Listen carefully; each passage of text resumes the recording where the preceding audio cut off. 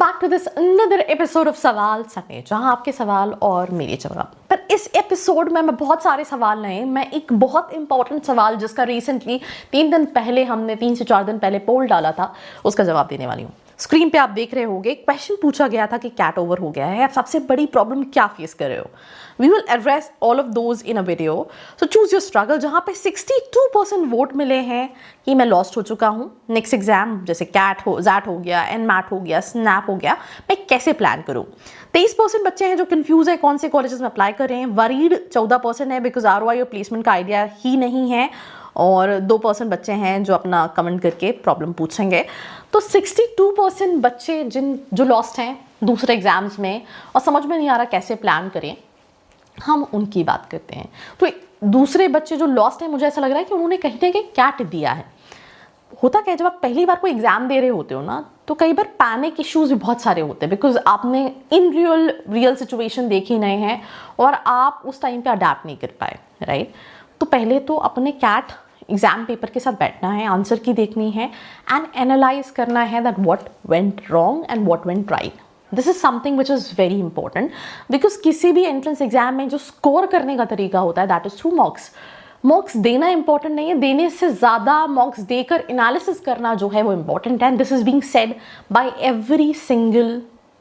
Every single student जो आपके dream college में पढ़ रहा है। आप मेरी कोई भी ऐसी इंटरव्यू वीडियोस देखो, एंड ये मैं नहीं कह रही हूँ बिकॉज आई थिंक मेरे लिए भी उतना स्कोर करना पॉसिबल नहीं है, but this is being constantly said by all those students कि बॉस मॉक्स दो, एनालिसिस करो and then will be able to score much more percentile. तो तुम कैट एग्जाम के पेपर के साथ बैठो, तुम देखो that what went right and what went wrong.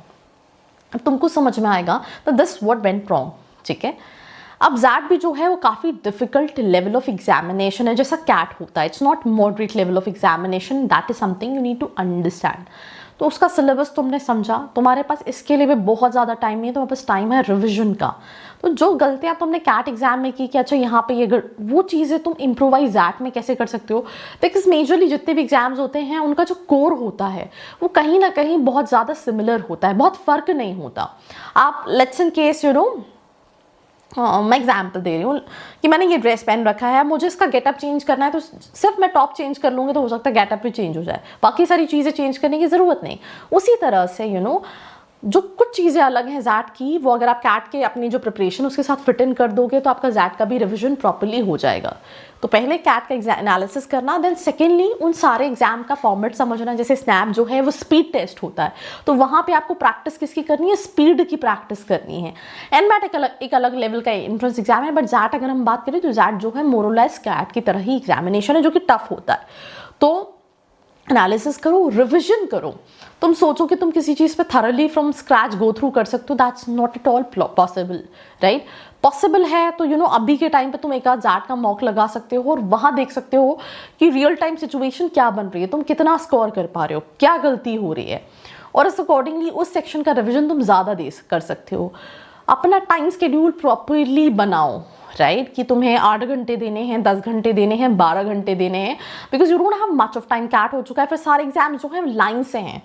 तो भाई अगर तुम कुछ भी कर रहे हो वो सारी चीज़ें छोड़ो, अभी सिर्फ और सिर्फ अपने प्रिपरेशन पे ध्यान दो, because this is only what will help you to get into your dream colleges.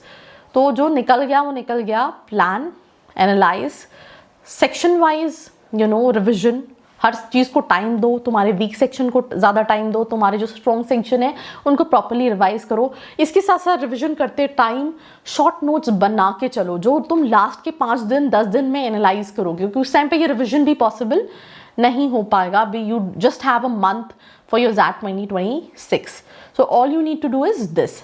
Similarly अगर आप CMAT दे रहे हो, काफ़ी मॉडरेट लेवल ऑफ एग्जामिनेशन है, उसके आप मॉक्स दो, एनालिसिस करो। आप स्नैप दे रहे हो, स्पीड का टेस्ट करो। एग्जाम बहुत इजी होता है बट आज ज़्यादा लोग रह जाते हैं बिकॉज ऑफ स्पीड, क्योंकि हर क्वेश्चन के लिए आपके पास 1 मिनट है and how you will be able to make it. So accordingly you have to strategize. So do share this video with all your friends. But अगर तुम्हें मेरी कोई हेल्प लगती है in terms of short listing right college, तो नीचे एक profile analysis form है, नंबर है, कॉल करके फॉर्म फिल करके डिटेल्स ले सकते हो।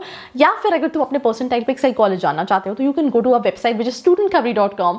You can just put on your percentile whether it's in CAT, XAT, SNAP, जो भी तुम एक्सपेक्ट कर रहे हो, एंड इस अकॉर्डिंगली अपने कॉलेजेस प्रिडिक्ट कर सकते हो। That is absolutely free of cost. So share it who may need it, और ऐसी वीडियोज़ के लिए stay connected, follow, subscribe and bye.